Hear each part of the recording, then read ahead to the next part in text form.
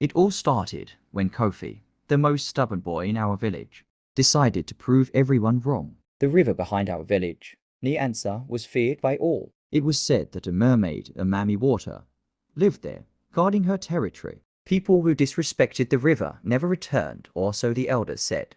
But Kofi laughed at the stories. Ha! You people believe in anything. He scoffed as we sat around the village square one evening. Kofi, don't mock what you don't understand. Old Nana Abina warned, shaking her head. You're all just scared of a myth. Tomorrow, I'll show you there's nothing there. I'll swim in that river and come back untouched. We tried to talk him out of it, but Kofi was determined. The next morning, Kofi stood at the riverbank, shirtless and grinning. A small crowd had gathered, murmuring their disapproval. Don't do it, Kofi, I pleaded. This isn't a game. He waved me off. Watch and learn, coward. As Kofi waded into the water, the river seemed unnaturally still. The air grew colder, and the once clear sky darkened.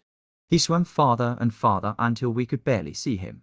Suddenly, a scream pierced the air. Kofi, someone shouted. He flailed in the water, his face twisted with terror. And then, he was gone. Kofi's parents were inconsolable. They rushed to the chief priest's hut. His mother was crying uncontrollably, her hands clutching at her chest. Great one, Kofi's father said, falling to his knees as soon as we entered the hut. The river has taken my son. Please, help us bring him back. The chief priest sat in the middle of the room, surrounded by strange objects, animal bones, beads, and a clay pot filled with a dark liquid. He looked up slowly, his eyes sharp and cold. The river spirit is angry, he said, his voice low but steady. Your son has disrespected her. But I will help. Kofi's mother grabbed his feet, sobbing. Please, save my son. I'll do anything. The chief priest nodded solemnly. Meet me at the river at sunset. Bring no one but yourselves. The spirit doesn't like crowds. That evening, Kofi's parents arrived, carrying a white cork and a calabash of fresh palm wine, just as the chief priest had instructed. The river was still. Even the birds were silent. The chief priest stood by the water, his white beard glowing in the fading light. Place the cork and wine here, he commanded, pointing to a flat rock near the edge. Kofi's father obeyed, trembling as he set the offerings down. The chief priest carried a calabash filled with herbs and animal blood, and sprinkled the mixture into the water. He began to chant, his voice rising and falling like waves. He threw white powder into the air, and it floated down like ash. O great spirit of the river, he called out. We seek your mercy. Release the boy and accept our offering. The water began to ripple, though there was no wind. Then it churned violently, as if something massive was moving beneath the surface. Kofi's mother screamed and clung to her husband. Suddenly, she appeared. The mermaid. Her golden skin shimmered under the moonlight, and her long hair flowed like black silk. Her eyes were cold, unblinking. Why do you disturb me? She asked, her voice echoing. Kofi's father stepped forward, bowing low. Please, great one, we beg for my son's life. He is young and foolish. Spare him. The mermaid tilted her head. He trespassed in my waters, mocking me. Why should I release him? The chief priest raised his staff. Great spirit, we have brought offerings to appease you. Tell us what more you desire. The mermaid pointed to the forest behind them. Bring me a black goat, a calabash of fresh palm wine, and 3 white snails by dawn. Only then will I consider freeing the boy. Kofi's father's face fell. The white snails, but they are almost impossible to find. Do you want your son or not? The mermaid asked coldly. Without waiting for an answer, she vanished beneath the water. The mermaid's demands were strange. First, they had to find 3 rare white snails from the forest. Then, they were to offer a black goat and a calabash of fresh palm wine. Finally, they had to sing an ancient song that only the elders knew. The chief priest gathered us in the village square. His voice was steady, but there was tension in the air. We need 3 brave men to go into the forest, he said. His eyes scanned the crowd. This is no ordinary task. It will be dangerous, but it is the only way to save Kofi. The villagers murmured nervously, avoiding his gaze. I didn't want to volunteer. But when my younger brother nudged me, I couldn't refuse. I stood trembling. 2 other men joined me, Quame and Ebo. Good, the chief priest said. Follow me to prepare. The forest at night was like a living thing. The trees whispered in the wind, and the air was thick with the smell of damp earth.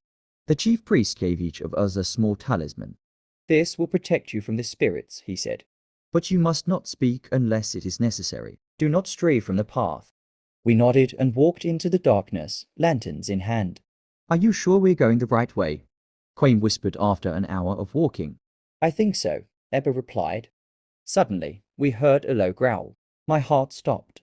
A pair of glowing eyes appeared in the bushes. Stay still, I whispered. The creature, a huge black dog, stepped onto the path. It bared its teeth but didn't attack. Instead, it sniffed the air and disappeared into the shadows. What was that? Quain asked, his voice shaking. A guardian of the forest, Ebba replied. Let's keep moving. We reached a clearing where the moonlight shone through the trees. I spotted something glimmering on a fallen log. There, I whispered, pointing. It was a white snail, its shell glowing faintly. I carefully picked it up and placed it in the small basket the chief priest had given us. 1 down, 2 to go, I said. As we ventured deeper, the air grew colder. The path became harder to see. Quain suddenly stopped. Do you hear that? He asked. We all listened. It was faint, but there was a sound singing. A woman's voice, soft and haunting. We need to leave, Ebbo said. Now. But Quain was already moving toward the sound. Quain, stop, I hissed, grabbing his arm. It's a trap. The singing stopped abruptly, and the forest went silent. We dragged Quain back to the path, his face pale. I don't know what came over me, he muttered. After hours of searching, we found the second snail near a small stream. It was hiding under a rock, its shell blending with the wet stone. The third snail was the hardest. We were exhausted, and dawn was approaching. Ebbo finally spotted it clinging to the side of a massive tree. As I reached for it, I felt a chill run down my spine. Hurry, Ebbo urged. I grabbed the snail and placed it in the basket. Let's go, I said, my voice shaking. We stumbled out of the forest just as the sun was rising. The villagers were waiting anxiously. When they saw the snails, they cheered, but the chief priest silenced them. This is only the first step, he said. Prepare the goat and the palm wine. As I handed him the basket, I felt a sense of relief. But deep down, I knew I would never forget the horrors of that night in the forest. The chief priest performed the final ritual, pouring the wine into the river and singing the song. The mermaid reappeared, her expression unreadable. She studied the snails, then looked at Kofi's parents. You have done well, she said. Your son will be returned. The water rippled, and suddenly, Kofi emerged, gasping for air. Take him, she said, her voice echoing. But let this be a warning. Respect my waters. She pushed Kofi forward, and he collapsed on the shore, sobbing. Kofi sat up slowly, his eyes wide with fear. I was at the bottom, he whispered. She chained me to a rock. There were voices, laughing and whispering. I saw things, shadows moving. Faces I recognized, but twisted and wrong. His mother hugged him tightly, tears streaming down her face. The chief priest turned to the river. Thank you, Great Spirit. We will never forget this lesson. The mermaid vanished without another word, and the river grew still once more. Later that day, Kofi sat in the middle of the crowd, trembling like a leaf as he recounted his ordeal. His eyes were bloodshot, and his voice barely a whisper. I had never seen someone so scared. Everyone leaned in closer, their faces filled with worry and curiosity. Kofi's parents sat beside him, their hands gripping his arms, as though they feared he might slip away again. I was dragged to the bottom, Kofi began, his voice cracking. I didn't believe in the stories, he said, shaking his head. Everyone said there was a mermaid in the river, but I thought it was just tales to scare us. He looked down, ashamed. So, I swam into the river. At first, everything was fine. The water was cool, and I laughed at everyone shouting from the bank. He paused, his hands trembling. But then, the water changed. It got heavy. Like something was pulling me down. What did you see, Kofi? An elder asked softly. I saw her, he whispered. I felt something cold wrap around my ankle. I kicked and screamed, but it didn't let go. When I looked, I saw her face was beautiful, but her eyes, they were wrong. They glowed like fireflies in the dark. The crowd gasped, but Kofi wasn't done. She smiled at me, but it wasn't a kind smile. She pulled me down, deeper and deeper. I couldn't breathe, but somehow I didn't drown. His voice grew quieter. It felt like hours. Then we reached the bottom. It was dark, but I could see. She chained me to a rock, And that's when the whispers started. The air in the village square grew still as Kofi continued. I couldn't see them, but I could hear them. Voices all around me. They were laughing at me, calling me foolish for coming into the river. But then, He shuddered. Then they started showing me things, shadows, moving around me, faces in the darkness.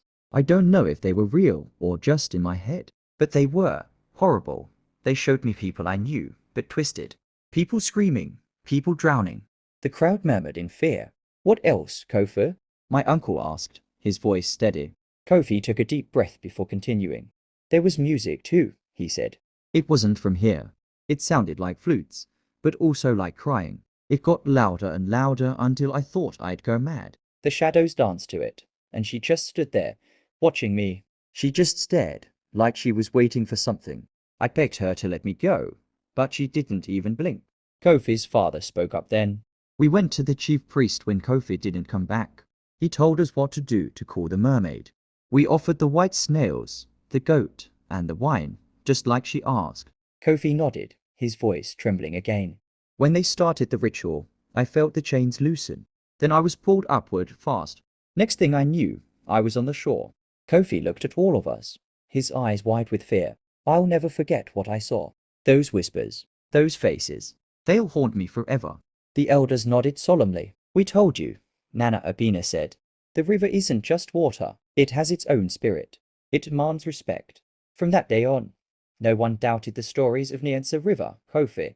Once the most stubborn boy in the village became the most respectful. And the river remained undisturbed, its secrets safe once more. Thank you for enjoying my story. Like and subscribe.